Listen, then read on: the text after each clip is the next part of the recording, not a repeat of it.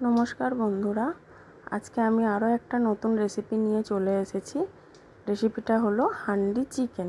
দেখো, আমি এখানে চিকেন নিয়েছি, আদা রসুন বাটা, এখানে নিয়েছি গোটা শুকনো লঙ্কা, গোটা গরম মশলা, জিরের গুঁড়ো, ধনের গুঁড়ো, এখানে আছে লঙ্কার গুঁড়ো, হলুদ গুঁড়ো, আচ্ছা লবণ, সর্ষের তেল দিয়ে আমি পুরো মাংসটাকে ম্যারিনেট করে নিলাম।